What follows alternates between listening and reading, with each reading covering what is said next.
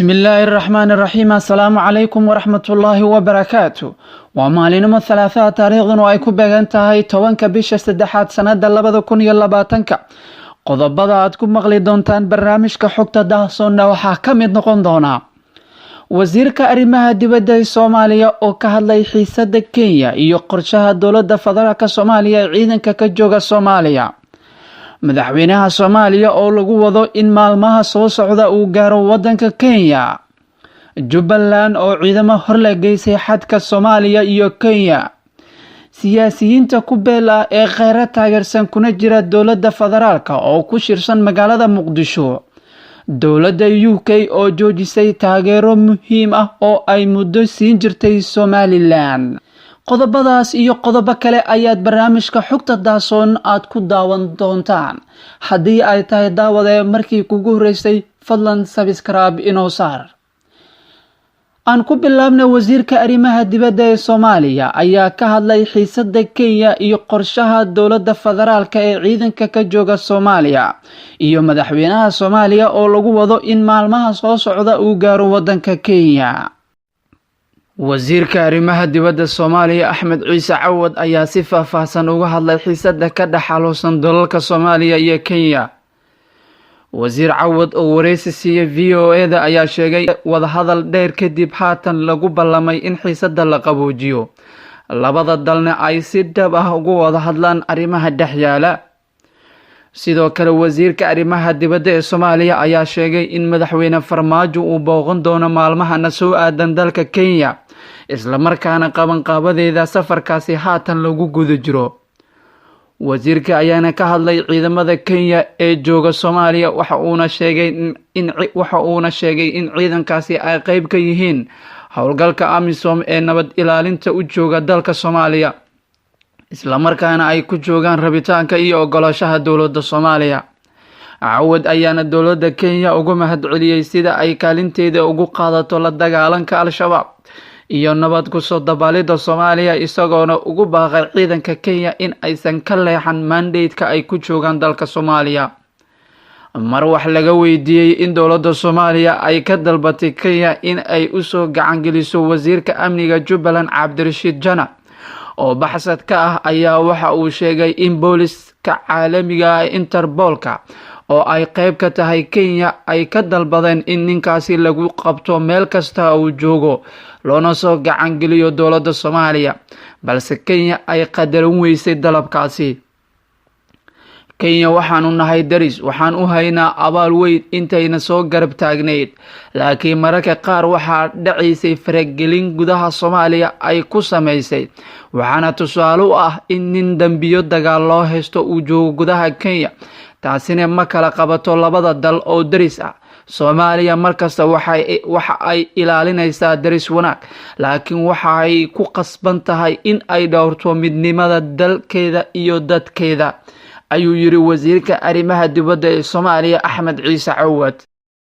dhanka kale Jubbaland ayaa ciidamo hor la geysay xadka u dhaxeeya Soomaaliya iyo Kenya wararka naga soo gaaraya gobolka Jubbada Hoose ee koonfurta Soomaaliya ayaa sheegaya in saacadihii la soo dhaafay Jubbaland ciidamo dheeraad ah ay geysay xadka ay wadaagaan dalalka Soomaaliya iyo Kenya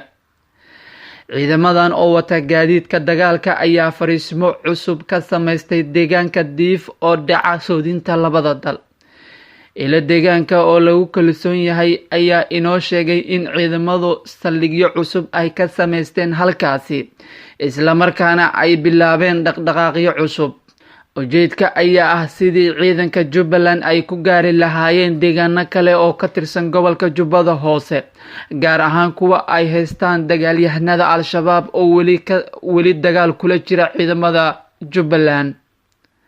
arrintan ayaa ku soo aadaysa iyadoo madaxweynaha Jubbaland Axmed Madoobe uu haatan ku sugan yahay magaalada Dobley oo uu ka wado abaabul xoogan kaas oo dhawaan uu shaaciyay in qorshahooda uu yahay gacan ku dhigista caasimadda Bu'aale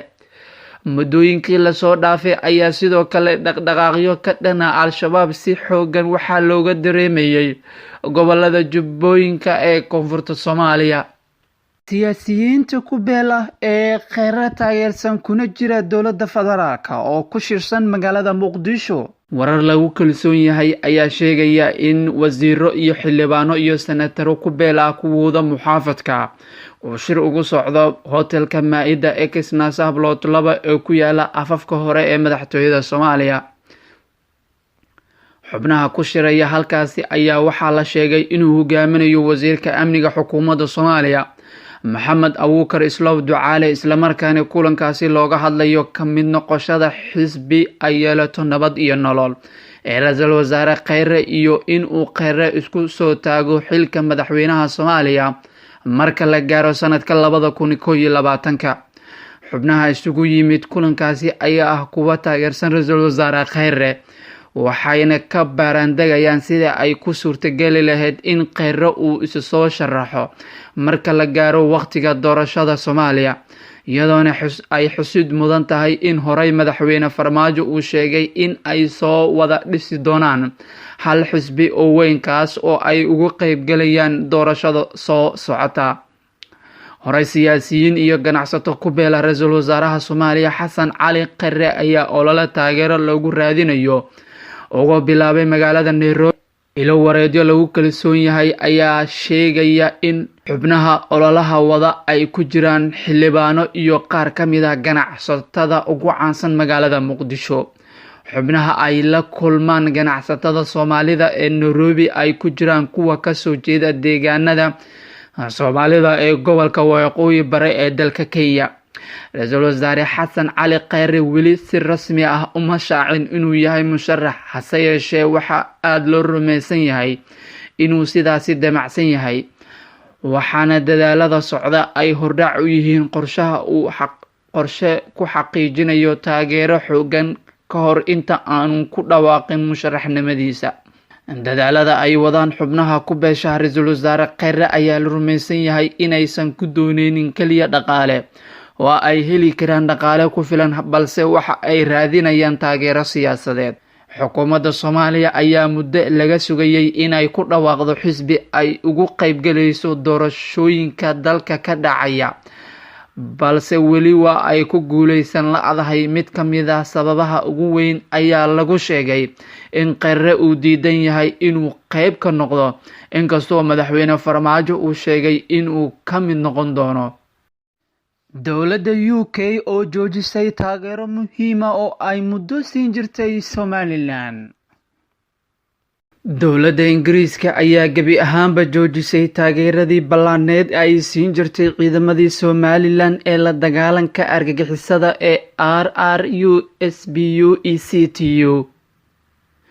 wasiirka arrimaha gudaha Somaliland Maxamed Kaahin ayaa si rasmi ah u shaaciyay in dowladda Ingiriiska ay gebi ahaanba taageeradaasi ay joojin doonto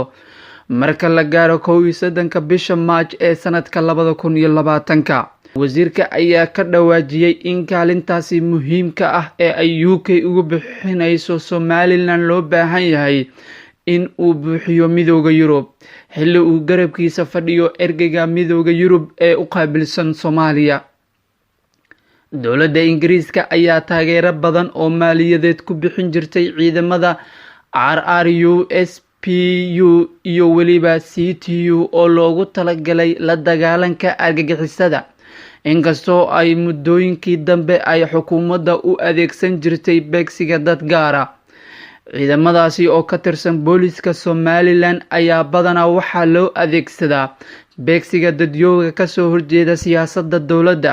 kuwaasi ay ugu daataan guryahooda, sida dhowr jeer ku dhacday mas-uuliyiin ka tirsan xisbiga mucaaradka ee wadani. lamana oga in midowga Yurub uu kaalintaasi buuxin doono kadib dalabkaasi uu maanta u jeediyay wasiirka arrimaha gudaha ee Somaliland Maxamed Kaahin.